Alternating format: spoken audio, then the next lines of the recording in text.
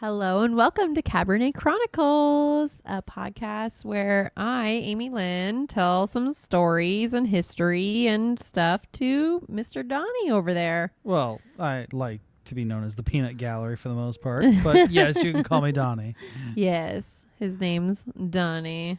His name is Robert Paulson. Just kidding. His name is Donny. I don't know why I did that, but I did.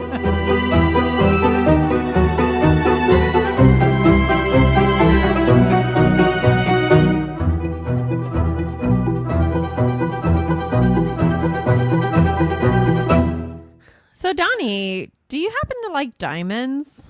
Mayhaps. Are they Donny's best friend? They are my birthstone. Oh, yes. Mm-hmm. April. Mine's aquamarine, so I got some color in mine. You know, I'm just flawless.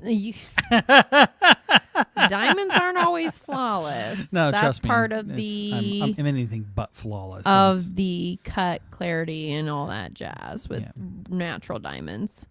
But I ask you that because I am going to tell you the story about Diamond Doris Payne, an international jewel thief who became very, very famous. I like this already.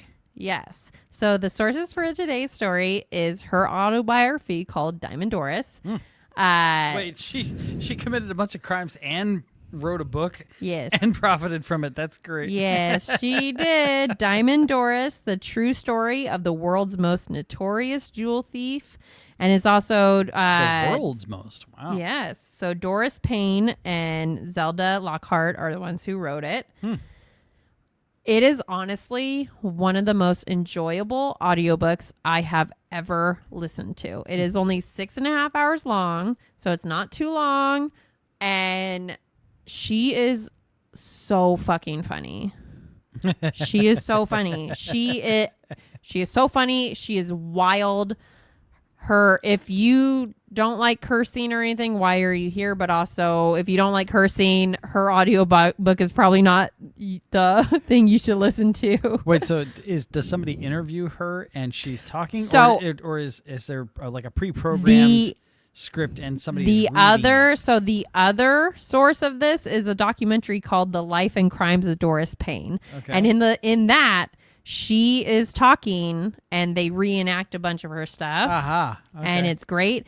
But so she used all her stuff from that and she went and then did an autobiography as a book. As an audiobook, it sounds like. And she does, So she did the book and then did an audio. The actress that did her in the audiobook, though, worked with her and listened to her. And so this is like more her like method voice. acting. Yes. Oh, that's great. And it is so good. It's such a good book. So if you like audiobooks, you should absolutely go listen to Diamond Doris by Doris Payne.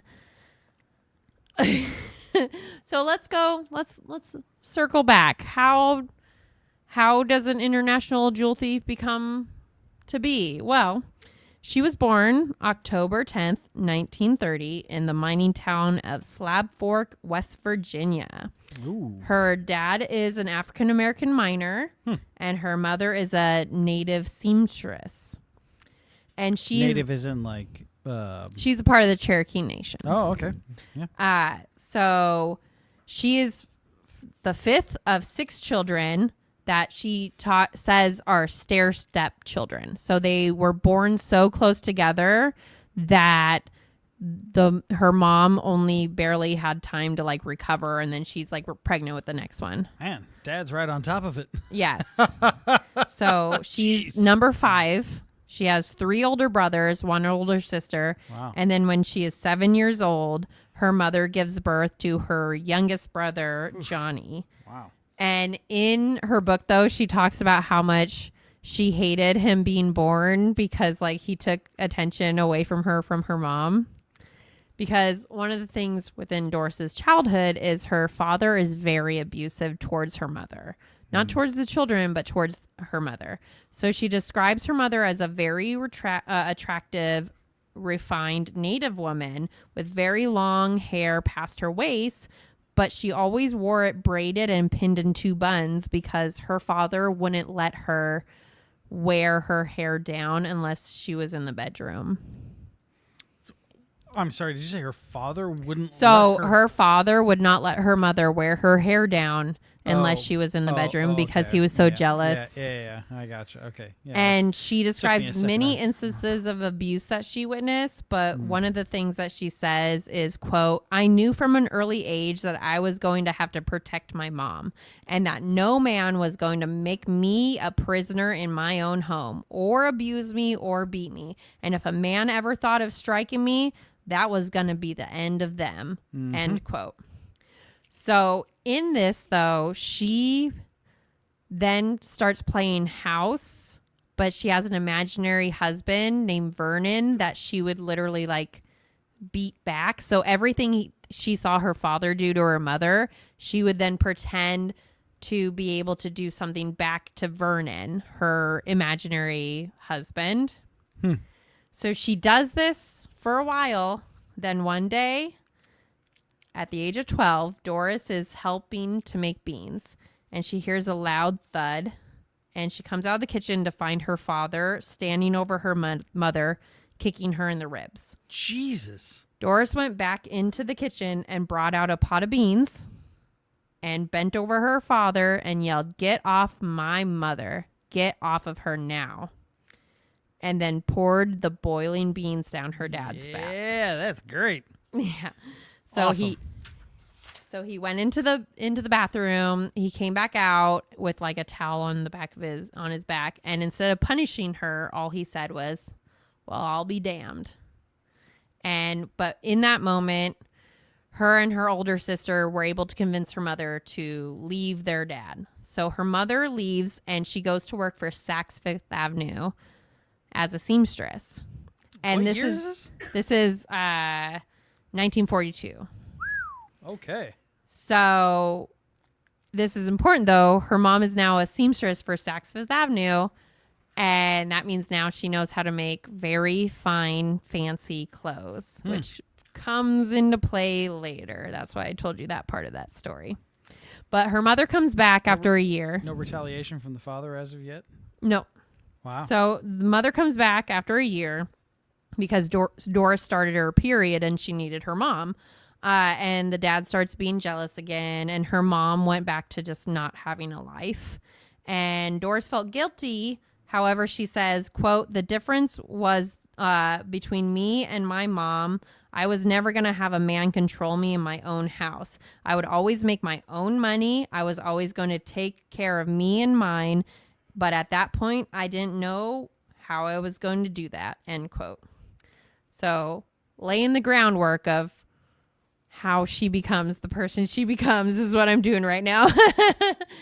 So she is like, I'm not going to let a man beat me or treat me that way, but also I'm going to make my own money and I'm going to take care of my mom and my family. So her mother is back, but now her mother has her own money from being a seamstress. Define back. She is back with the family. So she went to New York for a year to work for Saks Fifth Avenue. And the daughter stayed behind? And the daughters all stayed behind with the dad in Slab Fork. Yes. Risky. Yeah. And so so she came back after a year. And now she has her own money. And Doris has some of the top grades in her class. So she promises to buy her a watch. And she sends her down to the corner shop that is owned by a Mr. Benjamin. He is a Jewish man, and he's always treated Doris and her family very kind, and he's very funny and a really nice guy. So this is like a very formative thing that happens. He is showing her these watches, and he's even saying, "I'm so proud of you for getting these top grades." And they're laughing and talking. Then a redneck comes in. And throughout her book, she describes a redneck as a Southern racist white person.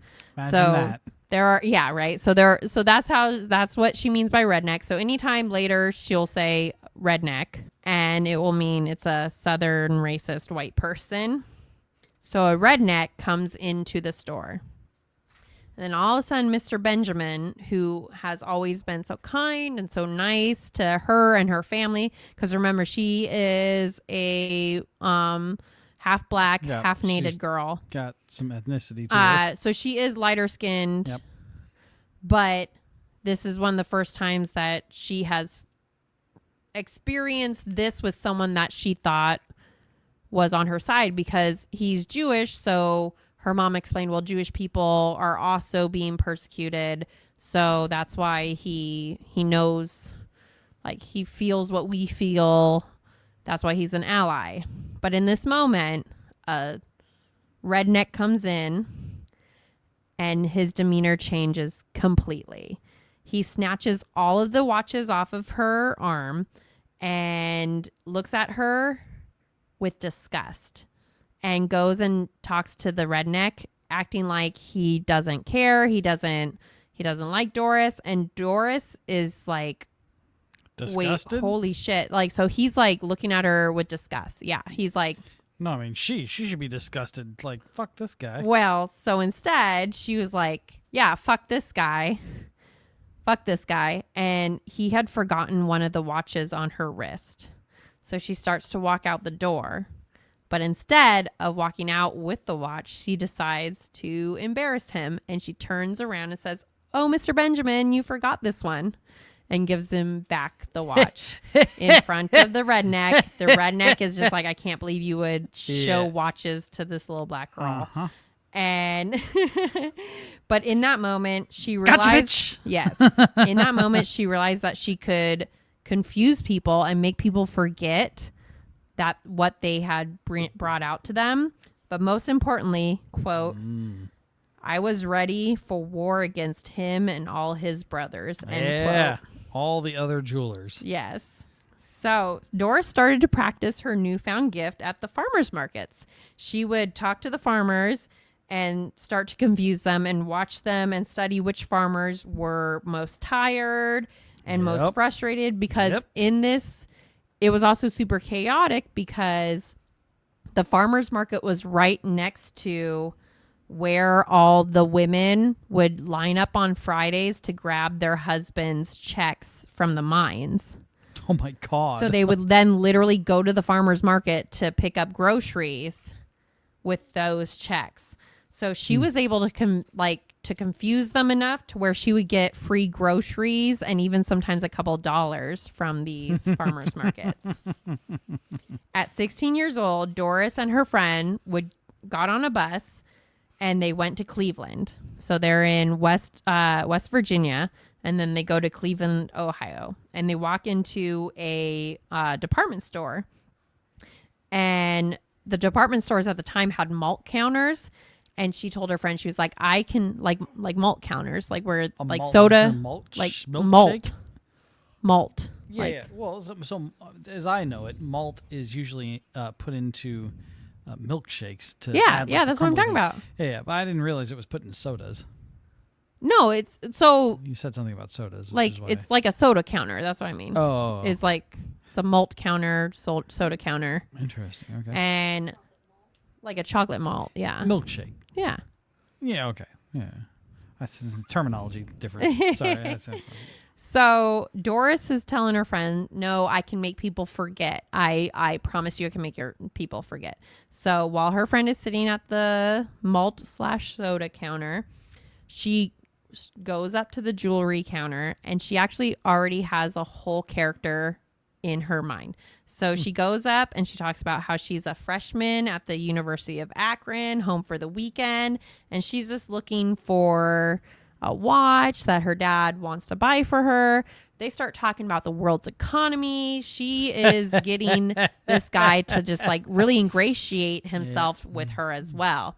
And throughout that whole time, she is putting on watches, taking them off, putting on another watch, taking it off, and within that, she's able to confuse him and make him forget that she has a watch on. Yeah. So she starts to walk away, shows her friend she has the watch, then turns back around and goes, oh my gosh, you forgot this one. I'm so sorry. This is actually the one I want to get, but tomorrow is when my dad's going to be able to come and get it. And the guy is absolutely so happy that she gave it back to him, that he was like, thank you so much. So she just was using that as a, can I do this? Yeah. It proved to her she absolutely can. It's an awareness thing. Yeah. It's just like, hey, I can do this. And she's like, all right, that was the moment that she knew that's how she was going to make her own money. That was the moment she knew she's like, that she was going to be a jewel thief. Yeah, this is my ticket.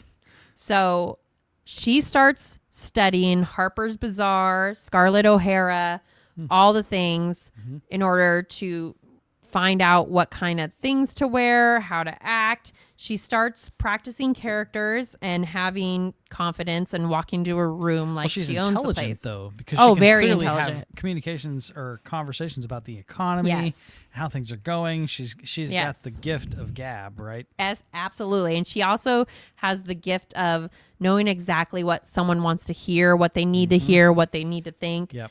And what she then starts doing is from that time on, she starts taking the bus to Cleveland in order to just watch women at these fancy department stores. And she would watch them and absorb them.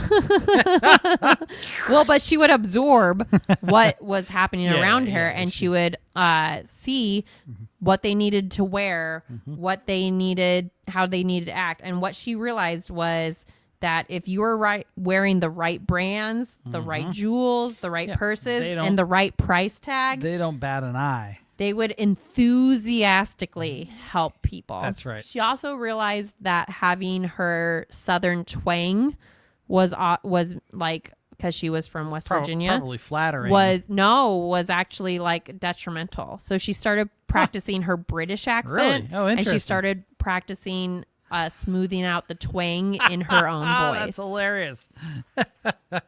And she would literally learn how to sit refined and everything. So she basically also started watching debutantes and seeing how debutantes act. So during this time, she does her confusing stuff, and during this time she's able to steal groceries and dollars. And she learns that half-truths are actually easier to do than complete lies. Yep. But she also never tells anyone what she is actually doing. That's good. So she's just like, oh, here, Mom, I got us groceries. And her mom's like, shouldn't that have cost money? And she's like, it did, but it was partially off because of this. Like, so she would just make something up. Yeah. Yep. And so the mind started to falter, and Doris, her mother, and her little brother were able to get away from her abusive father, and they moved into a small apartment in Cleveland where her mother got a job as a seamstress. So Doris kept practicing for her future as a jewel thief, but around the age of 18, she fell pregnant, and then she fell pregnant again at 22. Ooh. So during this time, the father actually offered to marry her. But remember, she had already promised, I'm never going to marry a man and I'm never going to let him control me. So she just said, nope, not doing that. So they had split custody of the kids for a long time. And this is what year? Probably in the 40s, 30s, 40s? So she is 22 when her second child is born. So that is 1952. Okay, 50. She was born in 1930. Okay. Yep. But during this time, she also starts working in a nursing home. Again, she is still planning and practicing to be a jewel thief. Yeah, she's honing her craft. She realized that being a young mother, she didn't have as much time to refine it. But during this time, she's able to save enough money to buy patterns. This is like her side project. Yes.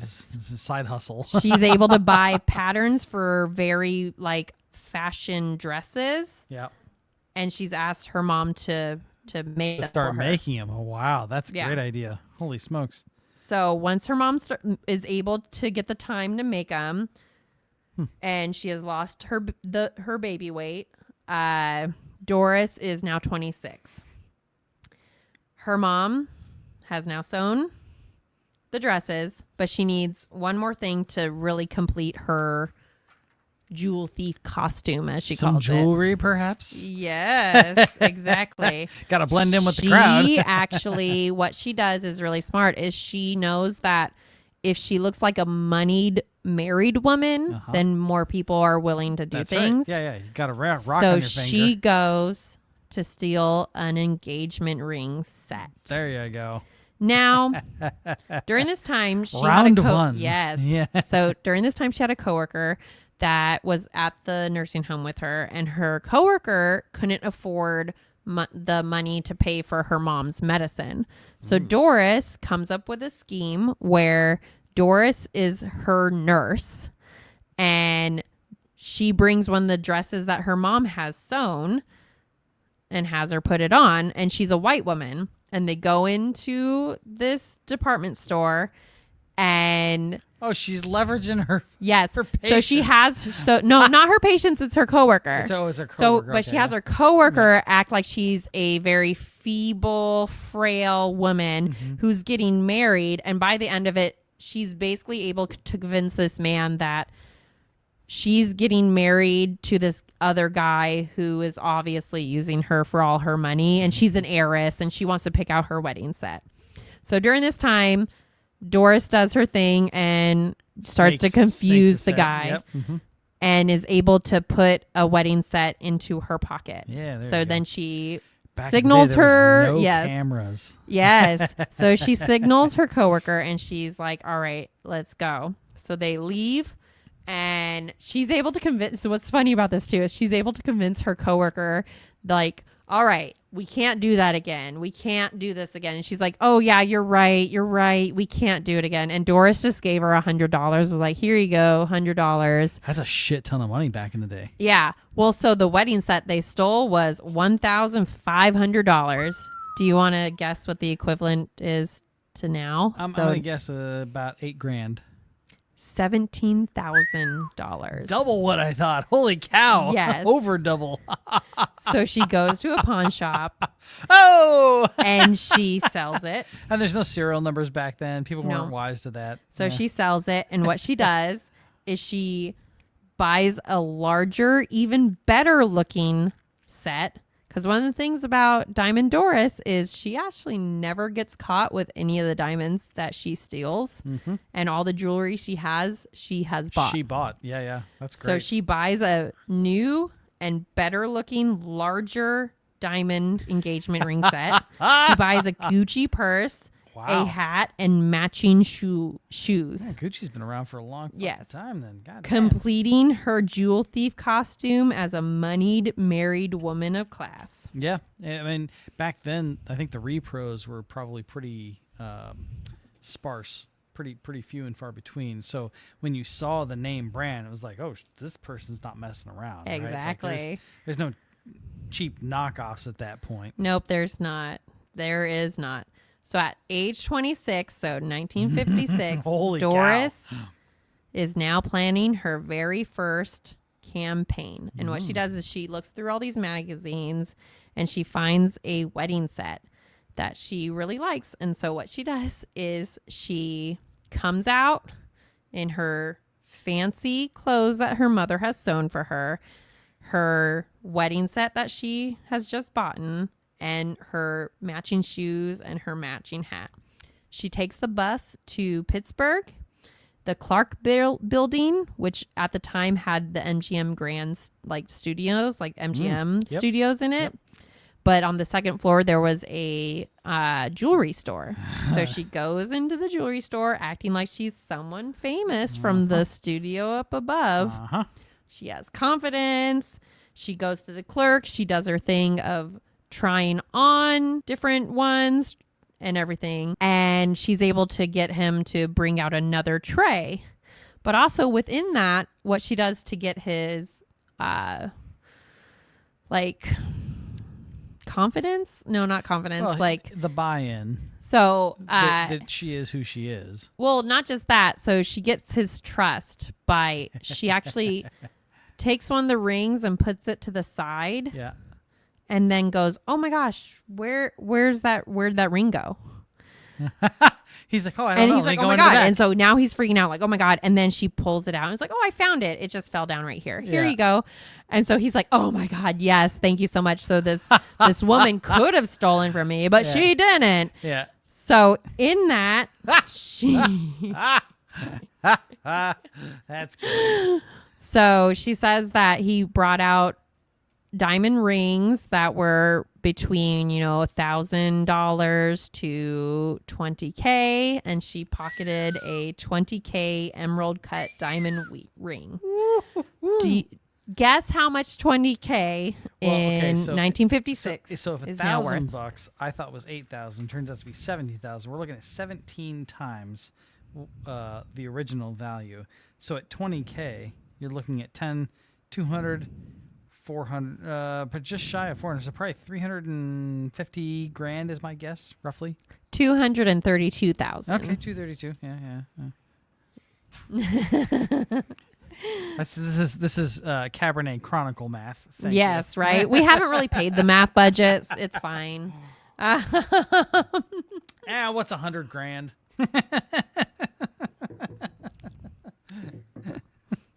So again, this diamond ring is worth $232,000. That was a shitty house 10 years ago. That was probably a mansion back in the day. Oh yes, but it was $20K. Yeah. So she leaves and goes straight to the bus, but then she starts freaking the fuck out. So she has it in her bra. Yeah. And instead of just getting on a bus and Don't leaving, panic. she starts thinking, oh, the cops are coming after me. And she thinks anyone that's wearing black is obviously after her and she's going to be caught. So she's freaking out. And she calls her mom multiple times, but the mom doesn't answer because her mom's not there. Because also her mom is at home watching her 3-year-old child, like her 4-year-old child. Watching the grandkids. So she's freaking out. And then she had called her mom so much that she now doesn't have any money to get on the bus, to pay for a bus ticket. So she sleeps in the bathtub in the bus station with this ring in her bra. In the bus Yeah, so station? there was a bathtub in one of the stalls in that bus station back in 1956. Yeah, that's a little. Yeah, it's a little. So she sleeps in that. She gets woken up and she's like, they're like, get out. What are you doing? And she wets her hands to get the wrinkles out of her dress. She starts walking down the lane and she's like, what am I going to do? I'm not sure what to do. And then she looks like a refined woman. I seem to have lost my ticket. Could you let me on the train? Not quite. What she does is she walks back towards some of these department stores and there is a doorman who is like, good morning, ma'am. She's like, oh, okay, so I do look good. All right. So she goes in and she starts looking at clothes with a sales lady. And in that, she makes sure to put back on that big, huge $20K diamond ring that she has. Like it's an emerald cut. So that's a big ass diamond ring that she has on her hand.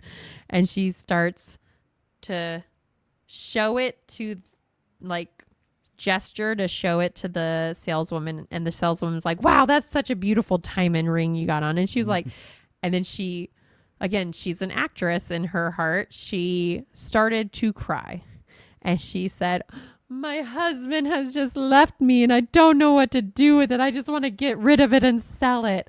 So then the saleswoman immediately calls over the jewelry clerk and the jewelry clerk comes over and he's like, oh my God, what's going on? She's like, oh, she wants to sell that ring because her husband cheated on her.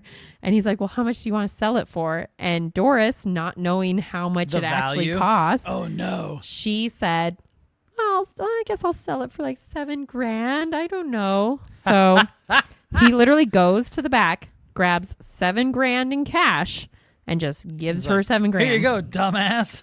Yeah, he is probably thinking that he made the best sell ever. So instead of taking the bus home, she took a taxi back to Cleveland. Holy shit. And with that $7,000 of cash, she went to her landlord and bought a townhouse straight with cash. Wow. with that cash. Holy And cow. that was when she was like, all right. Yeah, and that was Now back when you I'm could buy going- a house with $7,000 in cash. people. Yes. In Cleveland, though. Yeah, well, I mean, that was still a bustling place back In in the 1950s. 1956. it was not yet the Rust Belt. Oh, no, that's very true.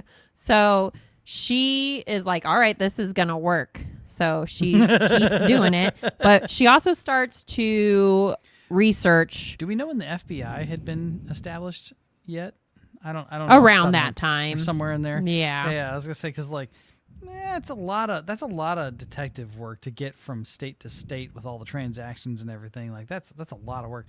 FBI probably, I don't remember when Hoover looked But that up, here's the deal, though, too, is she learns that she didn't really need to freak out when she was in that bus station because she learns that jewelry stores can lose their insurance if they are found to have taken more than 5 pieces out at a time. So the fact that she got him to take out another tray, Yeah. they could be liable. Yeah. So what that's their problem. what the insurance will tend to do is they don't usually report things stolen. Yep. Instead, they'll report it lost later, and then they usually will then say that something is worth a lot more than it actually was. Yeah. So she multiple times in her book offset. is like, so I stole it for and I know that it retailed for this much, and I saw later that those motherfuckers got a insurance claim for 10 grand more. Yep. So she learns this, and so then she's like, all right, well, that understanding the means that system. I don't have to worry too Sweat. much about it. Yep.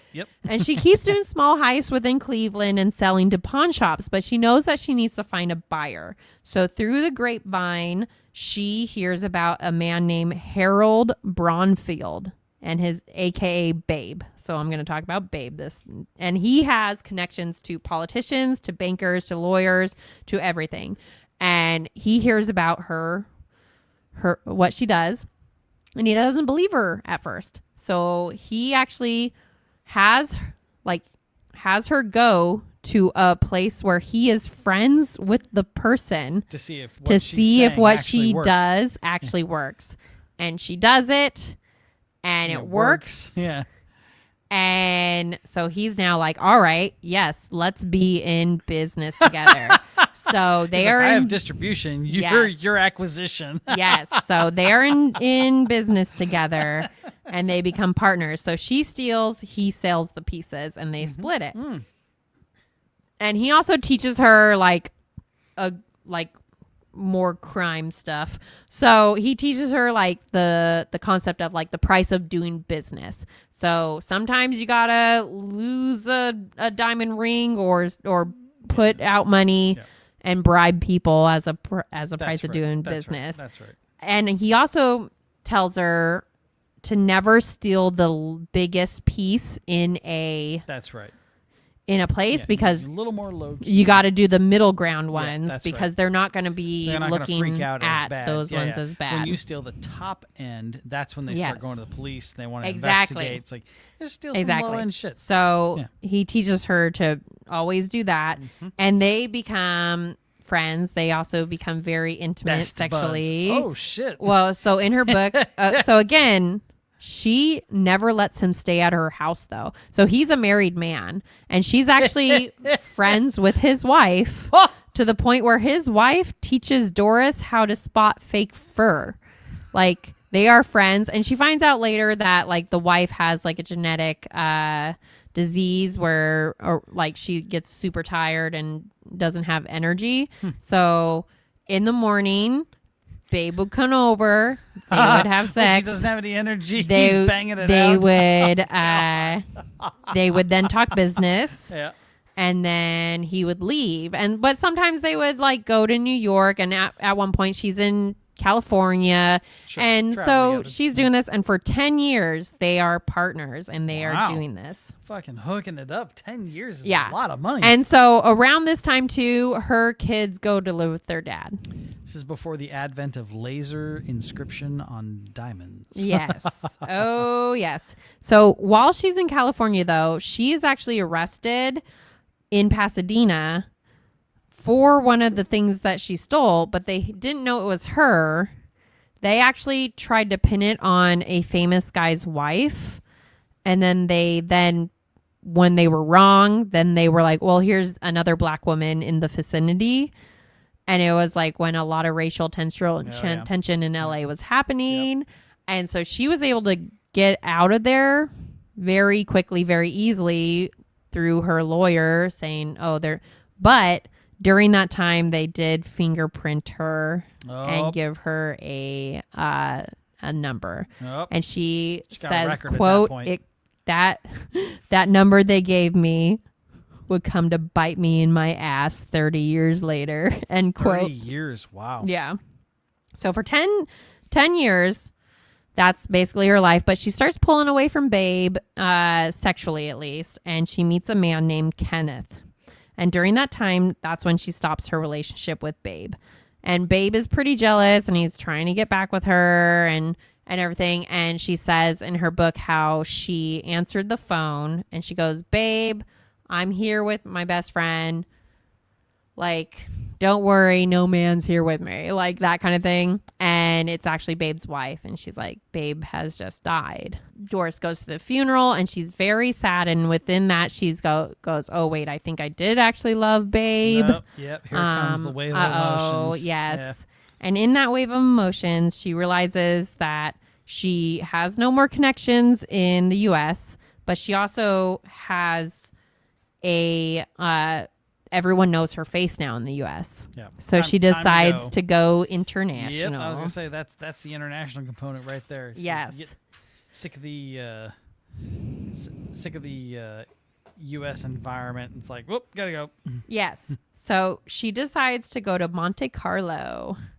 And she prepares herself in New York by watching Women in Saks Fifth Avenue and perfecting the air of an heiress.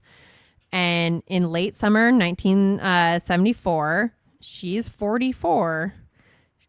But she's still looking good. Yeah, I was going to say, she's got it down. She is beautiful, too. Like, the pictures of her, it's like, she is gorgeous.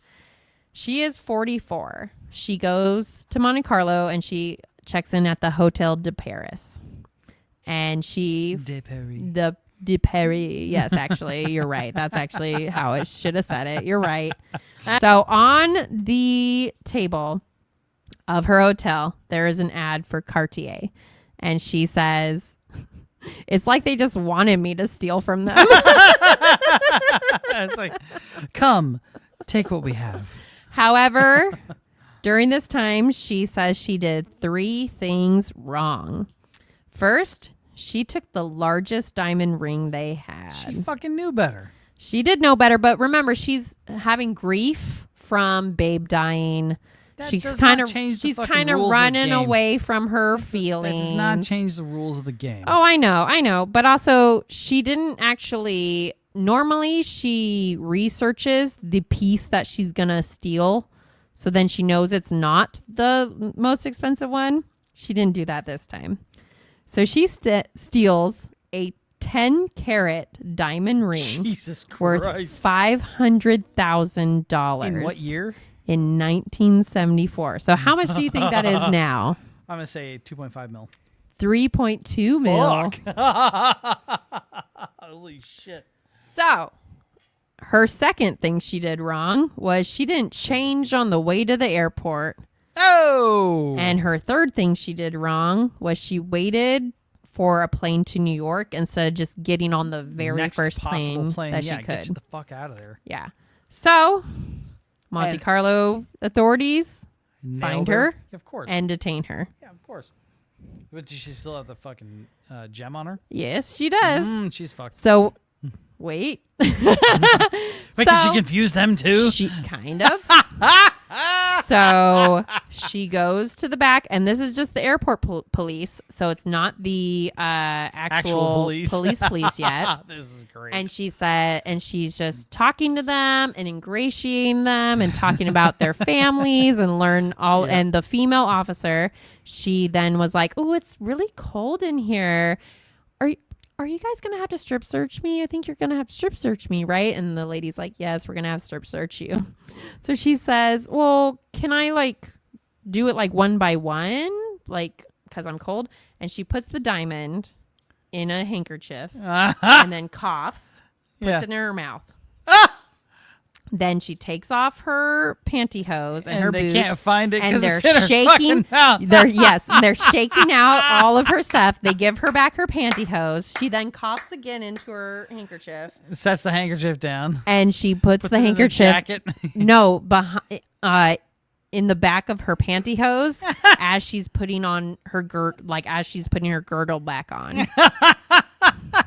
Sleight of hand. And then then she's sitting there and they have strip searched her. They have looked through all of her shit. They cannot find this diamond anywhere. But again, she's ingratiated herself with this woman police officer that now she's like, she has fucked with the hem of her skirt. Yeah. To where it's starting to undo. And then she's like, oh no, I got a snag. Would I be able to get my little sewing kit that I have in my bag and sew this back up? Yeah. And the woman's like, sure. So she grabs her the sewing kit and Doris sews the diamond ring into the hem of her. Gonna let her go. And into the hem. That's fucking hilarious. Of her girdle. No cameras back then. No cameras back then. Yep. Mm-hmm. So they detain her and they take her to what she describes as a bed and breakfast as a prison because they didn't have a women's prison. They literally give her a menu every morning. What do you want to eat? Bed and breakfast. She is literally across the street from the Mediterranean Sea. She gets into her room. She asks for a nail kit. They give her a nail kit. She then pries the diamond out of the ring, throws the ring into the fucking Mediterranean. Oh, what are you doing? No, the diamond, the 10-carat diamond is what's fucking worth anything, not the fucking gold it's on. Oh, she ditched the ring itself. She popped the So she pried the stone off of the ring with the nail clippers. And then she sewed it back into her girdle. Clothes. And she wore the girdle every single day, but she also wore all of her jewelry. So at this time she's wearing like diamond rings, a diamond necklace, a diamond bracelet. She's dressed to the nines, and even though she has to wear the gray dresses that they gave the women, she's wearing all of her diamonds every single day. And a woman from the U.S. Embassy comes once a week to make sure she's okay and everything, because she's still not charged. So she's charged with it, but they can't prove she did it because they can't find the fucking diamond. They suspect. Yeah, she's suspected of it. So she is detained for 9 months in Monte Carlo. 9 months. 9 months. And during that time with Babe, where she got, during that time with Babe, she did get arrested here and there. And he always was like, oh, if you act like you have some sort of stomach problem, they're going to get you out earlier and stuff like that. Yeah. So that's what she did. She acted like she had stomach distress. And knowing that the U.S. Embassy woman was going to come that day, the night before, she didn't eat any of her dinner. That morning she didn't eat any breakfast, and when she came in she was acting like she was my stomach. So they take her to the hospital, but she had already packed her bag.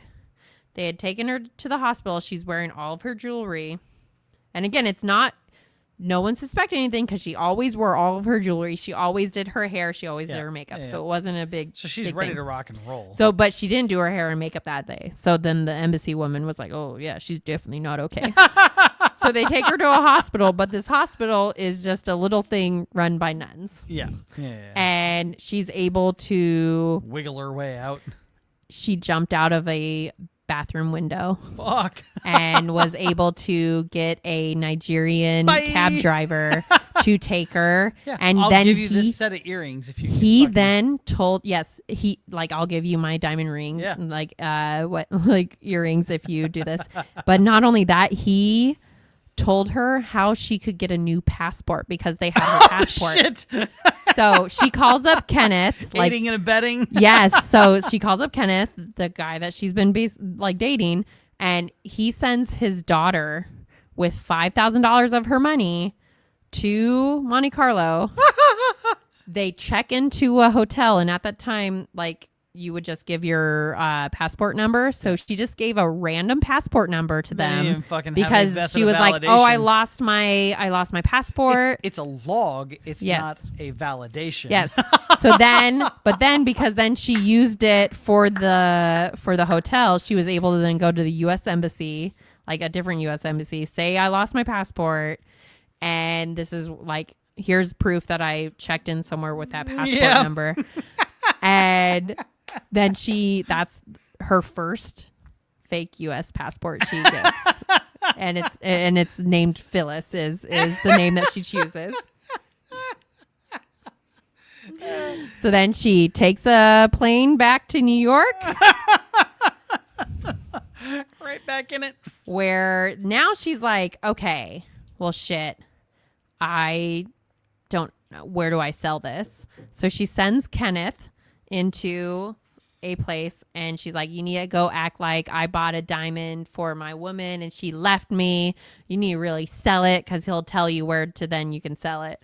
And he's like, oh, no, I already know how it feels to have my woman leave me because she was away for 9 months. No one knew she was in Monte Carlo. She just fucking went. So no one knew where she was. So he can play it off real well. Oh, yeah. He's going to cash in. So he was able to find out that the black market for diamonds of where to go. And so she walks in to this broker and she sells that diamond for $150,000. What year? 1974. 74. What was the current value of that at $154K? It was $960,000. Somebody cold gave her $1 million. Yes. Holy shit. And so the broker though also, so as a way to be clandestine, he as she was leaving said, emeralds look really good with your skin tone. And that's then how she knew that she could also get a lot of money for emeralds. Yeah. They're like, if you have anything else for us, yes, come on back. So she learns from her mistakes and she starts planning campagns in Europe. And she, holy shit! Oh yeah, so she also calls all of shifted gears. Yes. She didn't learn anything. She was like, nope. Oh, okay. No, she learns from her mistakes. So she now jumps immedially onto the plane, but she changes. Clothes. Yes, change her hairstyle. So what she does is she goes to Europe a bunch. She leaves Kenneth, but he's always there when she needs him. He's come there to back. make some money. One of the times. One of her campaigns she does is she goes to London where she goes to Guerrier. De Beers? Guerrier. So it's where the royals get all their jewels. Oh Jesus, okay. Then she goes to Cartier in Paris. And then she goes to Rome. And I would like to correct myself. I think I said Cartier, but I believe it's pronounced Cartier. Cartier, yes. And then she goes to Rome in 3 days. Stealing, holy shit! She stole 7 rings and 2 necklaces. Wow! And she just jumps on the first plane to Syria, then Iran, then to New York. Yeah, so like Interpol's Interpol. Interpol, like her. She says within the book around this time she was like, yeah. The file that they had on me, they were really confused about what I was fucking doing. They're like, who the fuck is this? But it's because she just jumped on whatever the first plane she could get on. Yeah, get the fuck out of there. Yes. So after her 50th birthday, she has a fight with her mom. So her mom knows that she is like, after her first jewel heist, she did tell her mom what happened. So big fucking mistake. Oh, no. So her mom kept her secret that whole time, but as she starts getting older, her mother is like, you're getting too old for this. You're now 50. Yeah. What are you doing? Like, you can't just be going. What am I doing? I made a career out of this shit. Yes. I'm fucking gold. Well, so she's worried that she's going to get caught and go to prison. I mean, at some point you have to fucking retire, right? Yes. And you have to plan for that shit, just like anything else. I mean, if you're gonna make a life of crime, you need to plan to get out of it. Yes. Because at some point you're going to get caught. And it's even easier nowadays to get caught. Back in the day, it was the Wild West. Like, you could pull these shenanigans and get away with it, but you had to have an exit strategy if you wanted to stay out of. So it's 1980.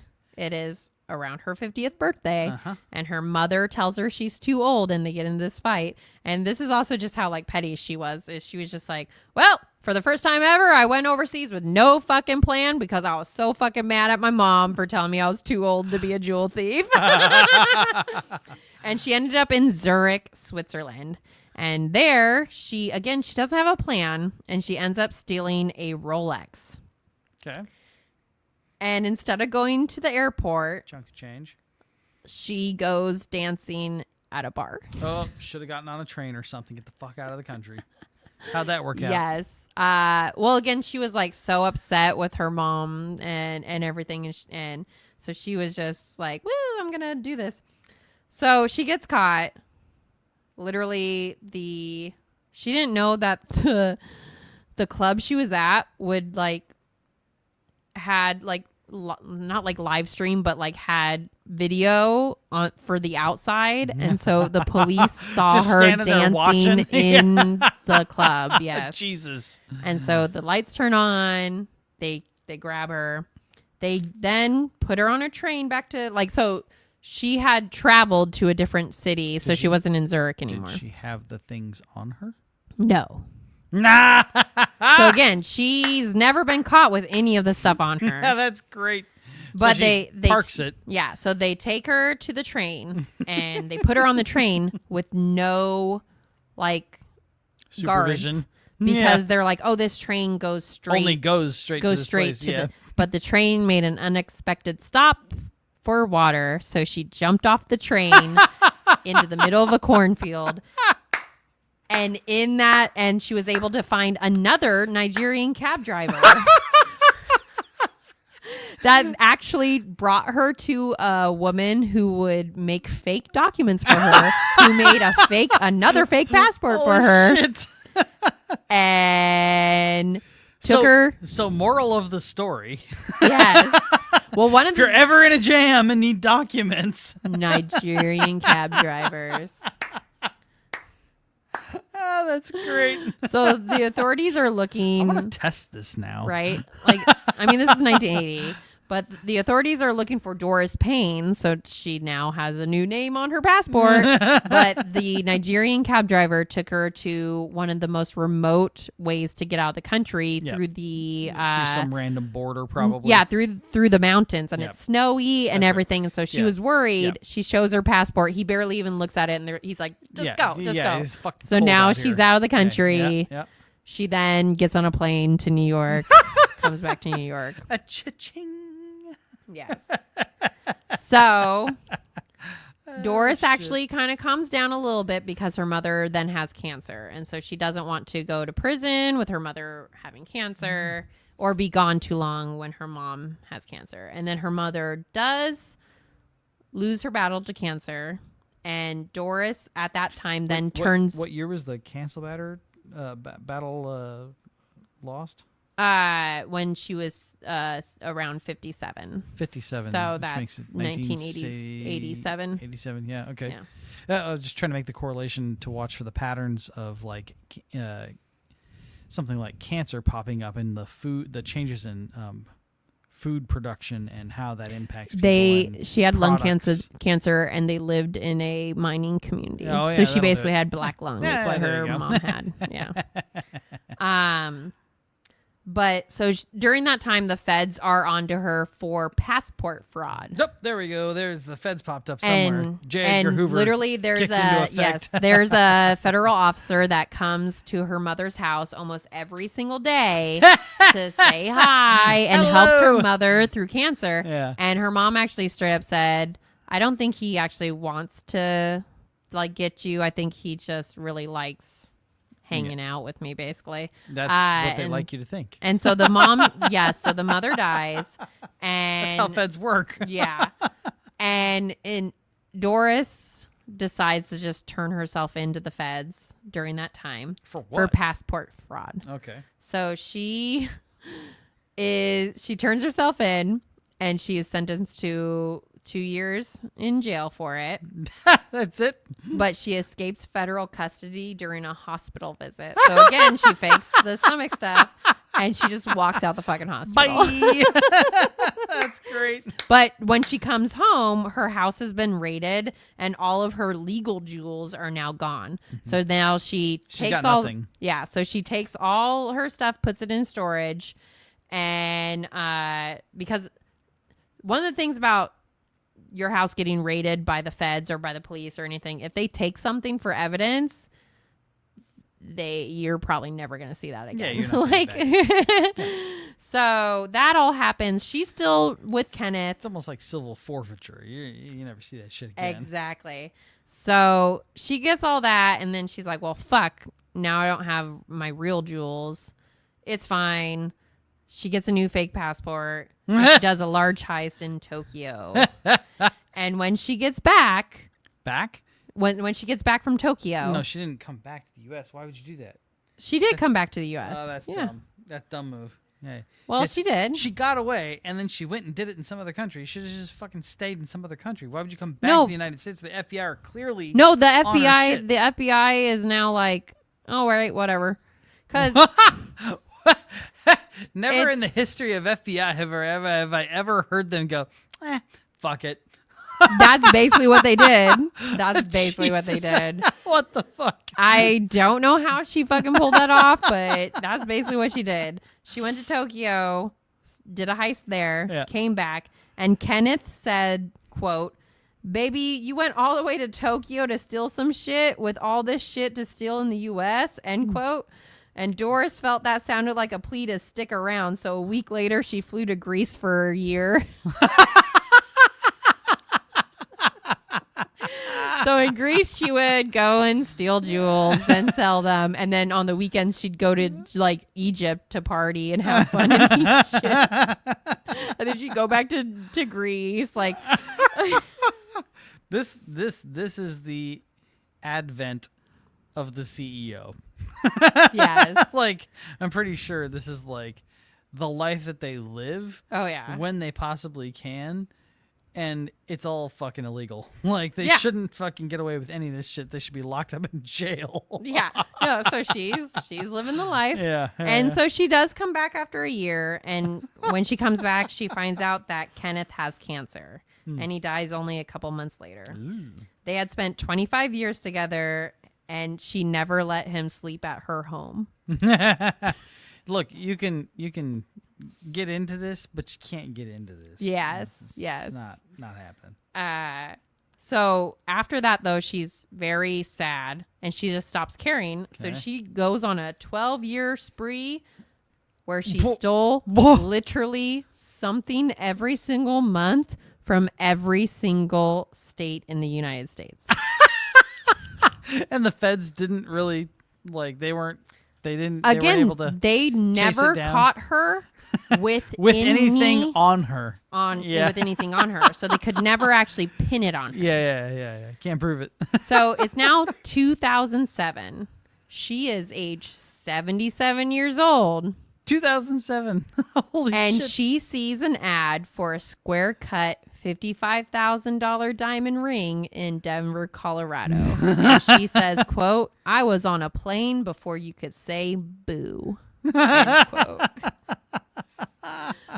But what she didn't know is that the insurance thing that was happening before, where a lot of them didn't have cameras, and a lot of them wouldn't say something stolen because they were scared. 07 is a totally different world. Because they were scared that their insurance would go away. Yeah. She didn't know that jewelry stores and malls had to have security cameras. Yeah, that's enforced. So she's caught on a security camera. They don't actually see her face, but she's caught at a security camera. Yep. There, she steals the $55,000 diamond ring. Yeah. Takes it to Philadelphia, sells the diamond, and a mall cop in Philadelphia calls the cops on her. No. Because he recognized her from the Interpol posters. Mall cop. Holy shit. And then he confirmed it through the internet. And so she says, quote, fucking Interpol. Fucking internet. End quote. That's great. So she is... Fucking technology. Yes. So she is sentenced to 4 years in prison, and she does go for a year. That's great. But if you can stash away all of your other like earnings and keep them there, and then you get a free ride for 4 years, and all you got to do is just It's not a free ride, babe. Well, I say free ride, but like a women's prison. She had a bad time in prison. Oh, really? They had integrated, and she was talking about how the woman next to her was getting beaten every day in their cell, and she was like, and then how her cellmate died from ingesting baggies of cocaine and then drinking a Sprite to get it down in order to and she died in the visitor room. So it's like a lot of things happened when she was in prison. Yeah. But she's sentenced for 4 years, and they let her out after a year because of her age, but also because and she's theft. Because of her stomach issues. Remember? She has stomach issues. So by the time she gets out, if she's stashed anything, she's still okay. So yes and no. So the bank foreclosed on her house for unpaid taxes during that time. Yeah. And she's paroled and starts to live in Atlanta, where she gets a place to rent ATL. and everything like that. Yeah. And then in 2016, she is again arrested for larceny. But this time, she's only given an ankle monitor because she's 86, but also because the prisons, like the judges, are scared that because by this time she has already sold her story. She is now the famous Doris Payne. And they are scared that she's going to teach the younger women how to do prison it. how to do They're it. like, look, just stay the fuck at home. So instead, they put her on an ankle monitor, and then she goes and steals more shit, still on her ankle monitor, and they don't catch it. Don't do anything about it. They're just like, oh, okay, Just like, fuck. it. You know, she's 86. 86. If you've made it this far, fuck it, you can have it. So she spent a lot of the money from her jewel thief days, but also the feds took all her jewelry. Yeah. So you lose some of your stash. She didn't. Yeah. So she has enough to live on now. Yeah. And now she is 84 years old, and she really lives off most of the book rights and the rights from the documentary. Holy shit. At least that we know of. Yeah, that's right. At least that she's been caught I'm for. sure if she travels, she can pull one over on folks. Yes. And she knows to ditch And shit. she's in the documentary, and she is still at like 80. Like, I think the documentary came out when she was... with a fucking grin the whole time. Oh, yes. I think when the documentary came out, she was like 87, like 86, 87. Wow. And she still looks phenomenal. She still looks so good. You're like, okay, I get how you were able to act like working a it famous the whole person. fucking And time. She is, again, so funny, so great. And that is the story of notorious jewel thief Doris Payne. So all these years I've been putting in. I know, right? Useless. All those years I fucking... Well, I'm like, had I known about her when I was stealing shit from JCPenney and Sears, I would have fucking... I'm sorry, what's JCPenney? Oh, it's still around. It's Sears that isn't around. Actually, I think it's the reverse of that. No, I think Sears is still in. No, there's a JCPenney down south. Where? Yeah, South Center, right? No. Yeah. Still. And Tacoma. There's one in Tacoma too. Really? Yes. I mean, I've been into the Sears in Tukwila. Yeah. But there's still a JCPenney? Yes. Really? They actually have a really good Black Friday sale where they have a $20,000 like diamond ring right now that's only going for $4,000. Well, let's talk to Doris and see if we can hornswoggle this motherfucker. Or I could just do it. No, I wouldn't. But yeah.